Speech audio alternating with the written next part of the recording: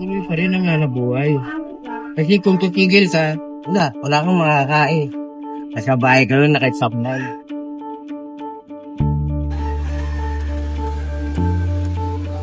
Pwede ka pumunta rito para maghanap buhay ka. Yan din, sa tao. Hindi naman na mawala tao.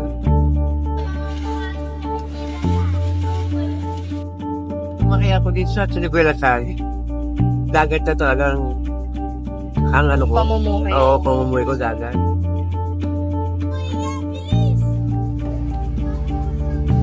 Trabaho mo na ko sa katiyan, hindi ako tatagal sa init ng araw. Baka, imbis na sa dagat, tumagal ang buhay ko, baka sa init ng araw, madali ang buhay.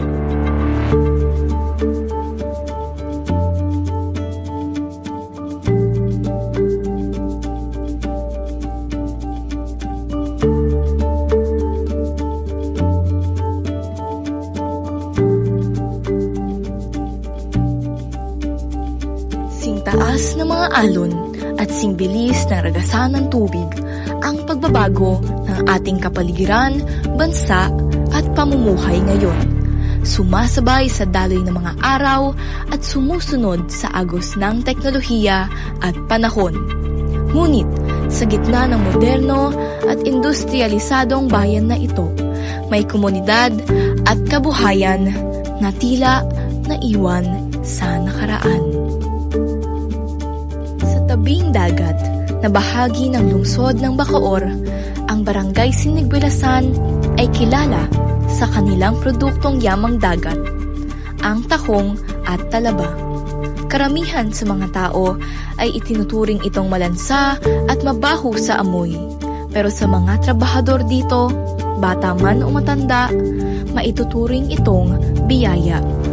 Dito sa Barangay Sinigwilasan sa bayan ng Bacoor, Cavite ay matatagpuan ang isa sa pinakamalaking pangkabuhayan ng tahong at talaba.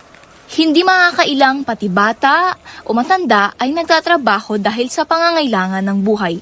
Tara na't tunghayan ang kanilang mga istorya. Andito na nga tayo kung saan dito nila ginagawa ang kanilang kabuhayan ng pagtatahong. Dito matatagpuan kung saan sila naglilinis. Makikita rin naman na may mga bata at matanda na nagtatrabaho dahil yung mga bata ay minsan kapag walang pasok, kailangan na rin nilang mag-ipon ng pambabaon nila sa kanilang mga eskwelahan. Yung sa mga naglalaot naman, dun sa mga nalaman ko kanina habang kinakausap yung mga tauhan dito ay simula umaga hanggang tanghali sila pumaparito at tumutungo sa dagat upang manghuli at maglinis ng tahong. So, nag-preventa kayo, magkano na bumili kayo? Ay, 50. O, anong ginagawa nyo? Fake. E di, pag dinilis, pagbebenta yung ginagawa nyo.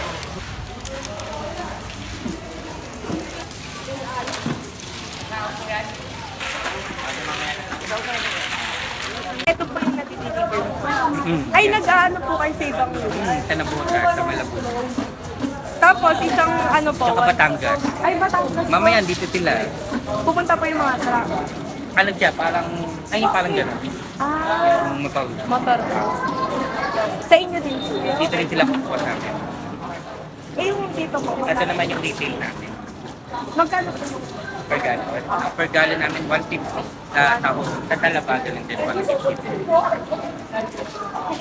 Yung mga naglilinis po dito, parang kusa na lang po sila na. Oo, ano sila, kung hindi namin sila employee, parang kasi araw-araw naman may nililinis, kaya pupunta na lang sila. Tapos yung kita nila, yun, nakadepende kung makailang tao sila. Sa Parang 500 sila, tapos mga ganun. Kasi tulad niya kasi mga asawa, kasama yung anak nila. parang kusang loob na lang. Kung sana lang. Paano po nagsimula yung business? Itong business kasi namin kay Lola, yung 1960, nag-umpisa si Lola na magtinda ng kahon. Tapos yun, tuloy-tuloy lang bago si Mother ko yung sumunod kasi wala lang si Mother ngayon. Bago, yun, bali dalawa kami ni Mother nag-manage ng itong negosyo namin. Ito dito sa side na to, yung part ng pang-delivery namin sa Malaban. Dito naman, yung retail. maintain na namin sa araw-araw. Ay, parang pinasa na lang po daw. Pero si mother pa rin naman yung in charge. Kumbaga, tinutulungan ko lang siya. Dalawa kaming negosyo.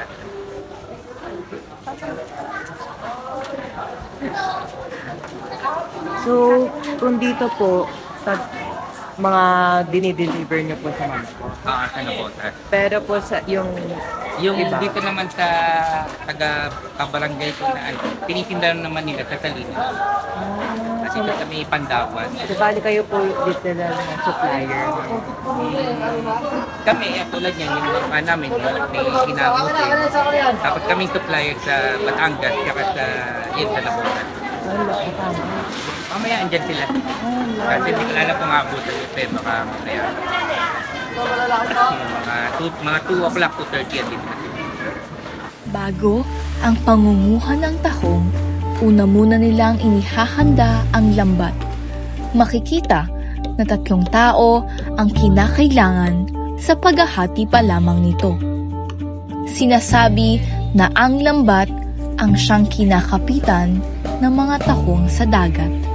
Ngunit ang lambat na rin ang kinakapitan ng kanilang kabuhayan sa pang-araw-araw. Tirik na tirik ang araw nang natagpuan namin si Kuya Benji na inihahanda ang paggawa ng lambat. Basta kalanggan, nilalagyan namin ito sa laot, mga isang buwan, may similya na. Sumasama din po kayo pumunta dun sa mga gamit? Kami rin lang naghahangon ng tao pong meron doon. Sumisisi din po kayo? Oo. Anong oras po sa umaga kayo nasimulis? Depende, minsan pag nag-order namin, alas 4 pa lang ng umaga, naalis na kami.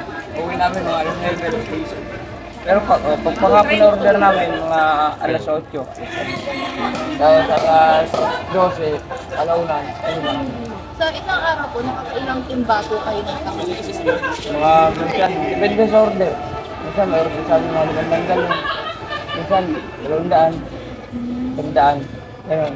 Yung po ba sa mga kawayan na pinagkukunan nyo, para nauubos nyo po yung mga tahong na nakalagay doon? Hindi halo, kasi yung maliliit iniwan namin. Para sa susunod po na Oo. 6 na buwan, kukunin nyo na. Oo, ganun. Upang personal na masilayan ang pinagkukunan ng mga tahong, ako at ang aking mga kasama ay sumama kay Kuya Jojo sa pagbabangka.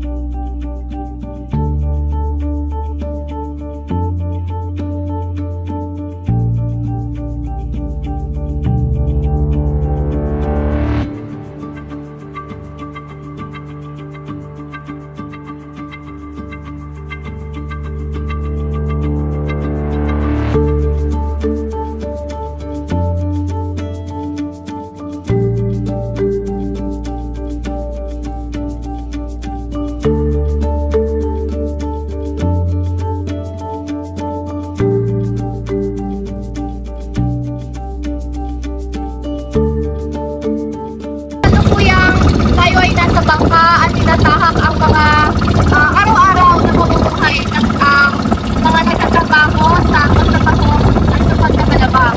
Nandito tayo dahil gusto natin maranasan ang kanilang pamumuhay.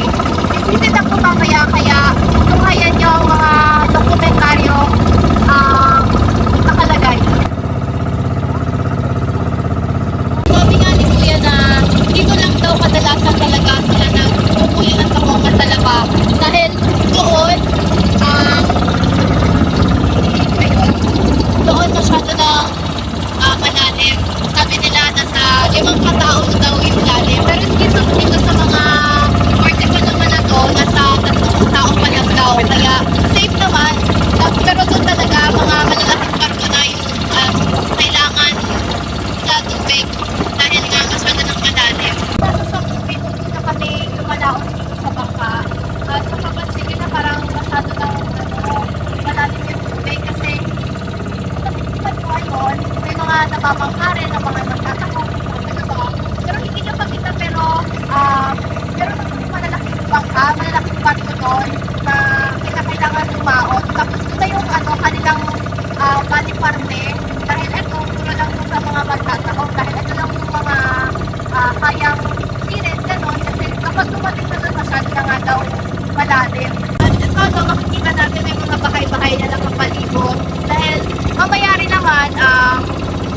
kasama ako na dito sa dokumentaryong sisisid din para mabuka at mangolekta ng mga tao. Kasama rin ako sisisid mamaya. Hindi ko pinakabahan pa dahil hindi ko pa naman nararanasan yung mga sisid. Pero sana maging maayos sa lahat mamaya. Siguraduhin naman ilang kuya na magiging safe yung mga pandaon namin. At makikita natin na araw-araw nilang ginagawa to, no? Sa tinig pa ng araw talaga, simula alas 6 ng umaga. Minsan, may mga dumadaon din ng mga 4, gano'n,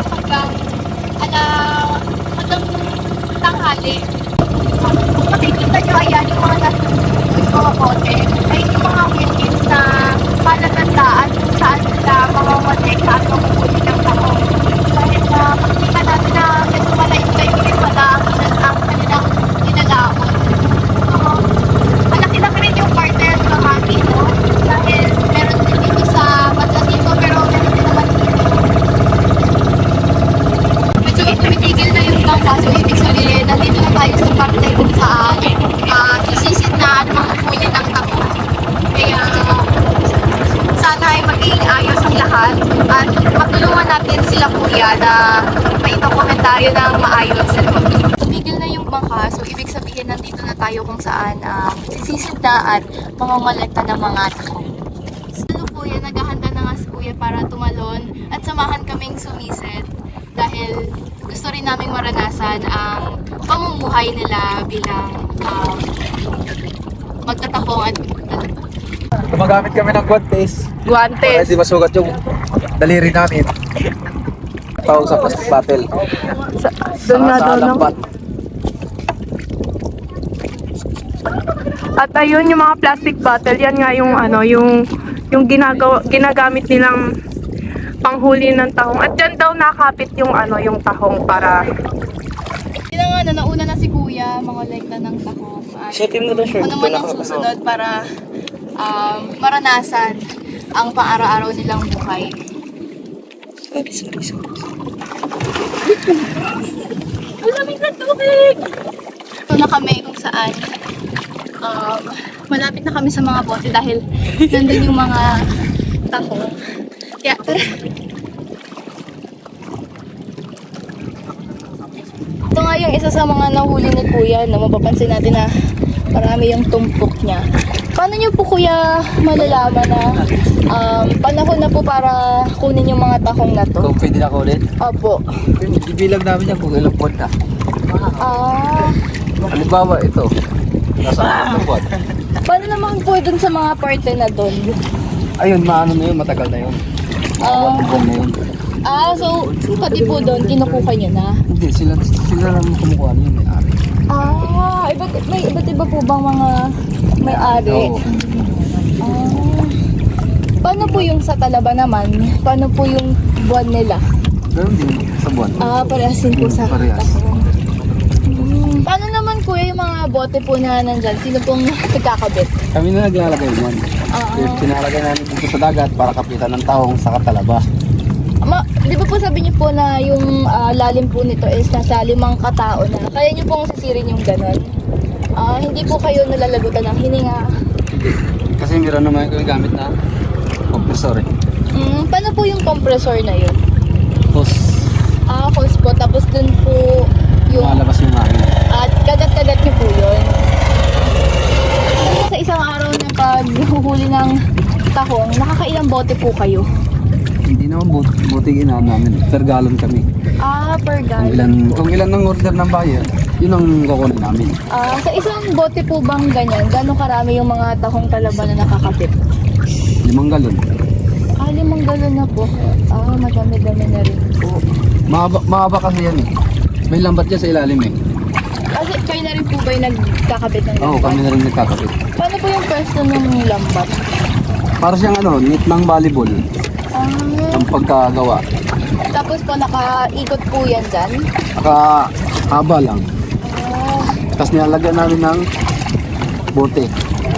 Ng Wilkins para lumutang. Para hindi lumubog yung lambat. Tapos yung mga lambat po na yun, doon na po ba Doon nakakabit? kumakapit ang tahong.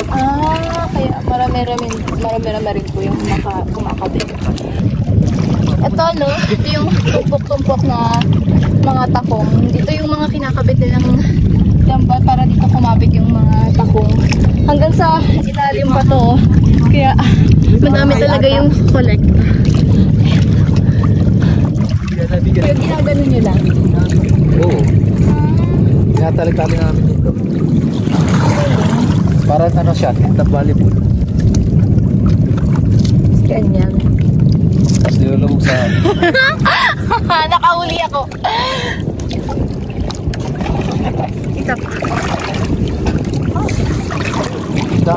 Ngayon nga, no, try na natin sumise dun sa mga bote-bote na Wilkins para mangolekta ng mga takong. Tara!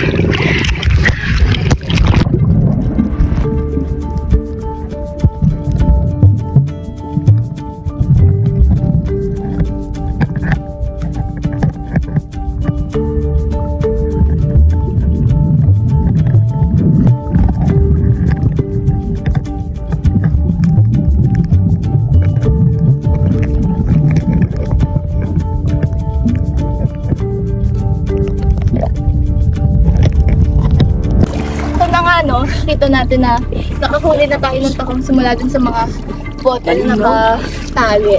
Dahil nga, nakita ko marami namang nakasabit na takong. Ayan. Pagkatapos nga lumusong, dito nila nilalagay yung mga takong. Ayan o. Yung mga huli naman kami kanina. Ayan. Malalaki naman yung tumpok niya.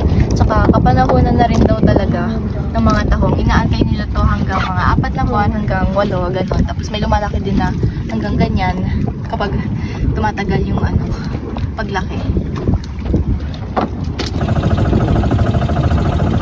Ito na nga, pagkatapos ng isang oras na pangongolekta at paglalaot dito, ay pabalik na kami sa Barangay Sinigwilasan kung saan doon ang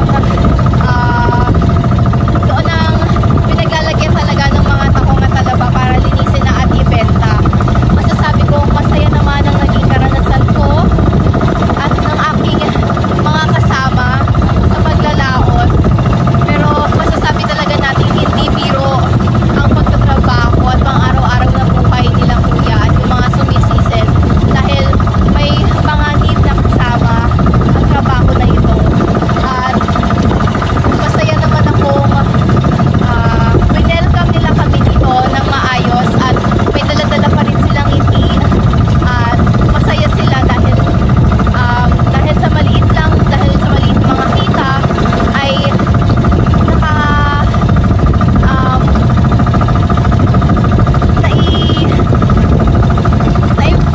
ano yun? Wait lang. Namumuhay pa rin sila ng maayos at wasto dahil sa kabuhayan na ito. Yan, makikita natin na marami din mga bangkang nakukulit ng mga tao at ito na talaga yung kabuhayan nila simula ng pinanganak na sila dito. Yung mga nakatira dito, ito na rin yung ginawa nilang pang-araw-araw na sila. Marami yung mga bangka, mga bahay. Then, maraming nakatira yung mga nagtrabaho sa taho. Ginagawa yung bangka dahil para maghanda upang lumusok sila sa mga trabaho.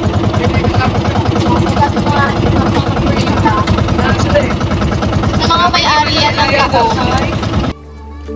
Sa aming paglalayag, madadama mo ang peligro at pahamak sa bawat usad ng bangka na tila ba'y kalahati ng katawan ay nakapusta kay kamatayan. Hindi biro ang pinagdaraanan ng bawat maninisid sa bayan ng Sinigwilasan. Walang malalim na di sisisirin, walang kawayan ang di aanihin, walang takot na di haharapin, susuyurin ang kalawakan ng karagatan. Ito nga pagkatapos ng pagsisilat paglaot ng 2 oras, nandito na ulit tayo sa tahungan ng talaba kung saan sila naglilinis. Ayun, di ba? Lumalaot din kayo minsan, sumasama kayo. Opo. Sino mga kasama mo? Sila? Lolo ko, tas tito. Kayo, lumalaot din kayo? Opo. Nagsisid kayo? Marami naman kayo nakukuhang tahong. Opo, mga katang sako. Mga 3 sako. Kumikita naman kayo doon. Opo. Nag-aaral pa kayo? Opo. Saan? Dito lang din sa Negulasan? Doon po sa puno. Hindi naman mahirap para sa inyo yung sinasabay yung paghuhuli ng tahong kapag aaral. Hindi naman. Masaya kayo kapag nagsiswimming kayo? Opo. Appear. Bibigyan na lang namin kayo ng ticket. Ilang kayo sa kanila. Pumigyan mo ngayon. Pinigyan. Pagkatapos na natin maranasan ang kabuhayan nila, ay ngayon ay gumako na tayo sa bahay ni Kuya Nato at ng kanyang kapatid. Saan mapapansin natin? Dito yung mga dikit-dikit na bahay. At yung mga nakatira dito ay ginawa na rin kabuhayan yung pagtatahong o pagtatalaba. Sa harap naman nito, yung mga kawayan na bahay ay dito na rin sila naglilinis at nagbibenta ng mga tahong at talaba. Kaya naman tatawid lang dito ang daanan na to para makapunta na sila dito. Siya ay si Tatay Nato, isa sa mga naging maninisid sa dagat noon na ngayon nagtatalip-tip na lamang sa tahungan. Mahigit 5 dekada na rin siyang naninirahan at nagtatrabaho sa Dalampasigan. Itong taon ako naghahanap sa dagat kasi nag-aaral ako noon. Napasok ako pagdarating ng mga alas 8 ng umaga. Tumatakas ako doon sa eskwela namin. Pupunta ako sa dagat para Doon na rin po kayo nag-aaral dito na rin po sa Oo, sa Siliguel, sa pulo. Apo. Pagdating ng alas 8, tumatakas ako sa eskwela namin. Ang paalam po sa metra namin na uwi muna ako. Pero dyan ako nag-aaral po sa dagat. Yung mga pamilya niyo po ba is nagtatahong din? Tatay ko nagtatagat, naglalambat, nanguli ng mga isda, alimas, hipon, oo. Pero kami, nagdadagat ako. Tagalog ko ng tahong. Naglilinis. Kasi mula 7 taon ako, hanggang lumaki ako, hanggang binata ako. Lagi ako pinapagalitan ng tatay ko kasi di ako nag-aaral. Pag uwi ko sa bahay, good pay, sarado, babad sa palisdaan, magdamag, umaga na pinapakawalan. Tapos ginawa ko, umalis ako, lumayas ako, naglayas ako. Punta ako Parañaque, nagpunta ako Pampanga, Maynila. Pero hinarap din nila ako. Mahirap din yung na malayo ka sa magulang na hinahanap. Sa 10 magkakapatid, kabilang si Tatay Nato sa 5 magkakapatid na piniling gawing pangkabuhayan ang paghuli at paglinis ng mga tahong. Marami sa kanila ang piniling bumukod upang maghanap ng magagandang oportunidad. Ngunit, katulad ni Tatay Nato, sa Dalampasigan pa rin sila babalik. Hindi, tumigil naman ako sa pagtatahong nung nagkaroon ako ng hingal sa tawan. Kasi masama naman yung sumisid ka, hinihingal ka. Opo. Para kang kinakapos ng hiniga. Opo. Pag unutang mo, inaabol mo yun. Ilang taon na po kayo tumigil? Ano lang, mga 100 taon lang migit. 100 taon lang migit yun. So, Pinapahinga ko lang yung katawan ko, pero pwede pa ako bumalik sa dagat. kaya pa rin Oo, kaya po. pa. Kung makakayanan. Kasi 4 na beses na akong inatake dyan. Napadala ko sa ospital. Tumas ka din dugo. At ngayon, mataas ang dugo ko, nag-200 over 100. Mataas po yun. Kahit saan ako magpatingin ng dugo, nag-200 over 100. Pero may ininom akong gamot. Nainiit naman po. Pagka wala akong pera, wala akong hanap buhay, pupunta ako sa kapatid ko, humingi ako ng pambili gamot. Nagbibigay naman sila. Mas malaki po ba yung kita sa paglilinis ng tahong o dun po sa pagsisisid? Mas malaki ang kita sa pagsisisit kasi sa pagtitik sa paggugupit ng taho. Kasi pag lumusong ka sa dagat, nanguha ka ng taho, pag umalis ka ng alas 7, alas 6 dito, mga alas 10, pag uwi mo, malaki na parte mo. Mga parte ka ng 300, 500, 300, 400. Pagka marami naman ang hango mo, mga parte ka ng malaki-laki rin. Sa paggugupit ka, pag nagugupit ka naman, maghapon, isang sako, 100 lang. Minsan, isang sako, hati pa kayo. Mas malaki po pala yung pagsisisid. Malaki.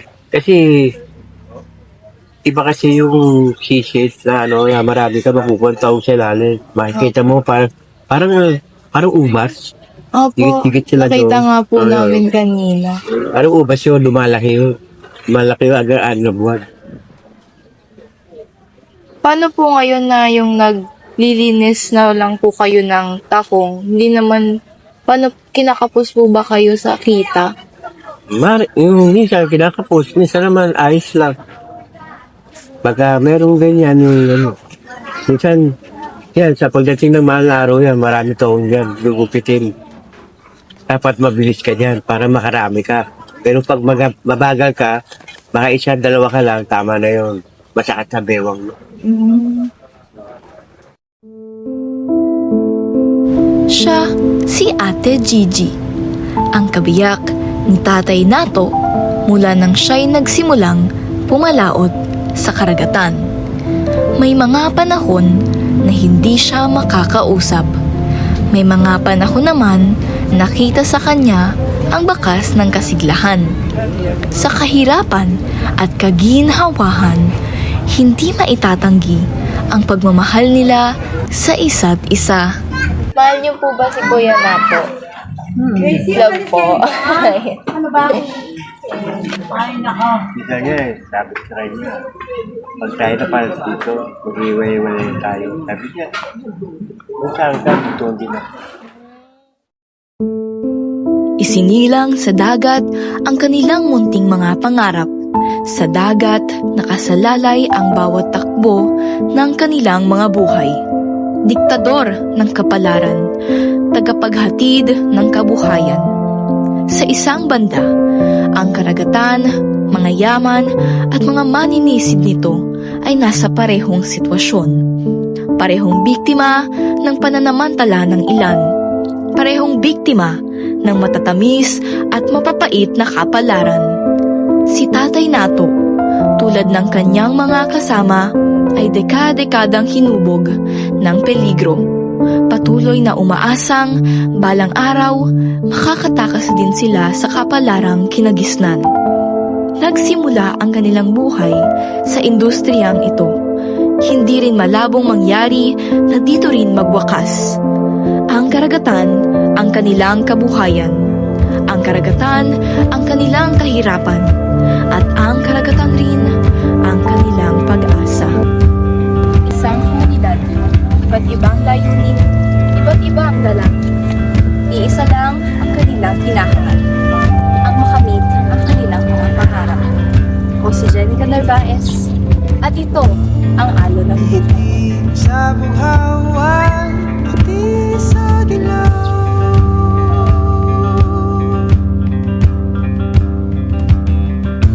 Lampara sa daan ay pinapalitan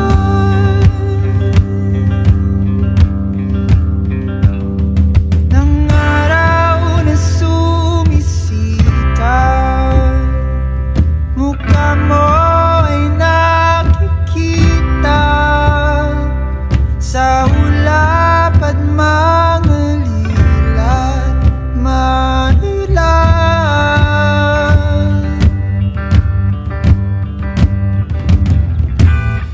Lungkot sa pag-asa, luha sa tuwa.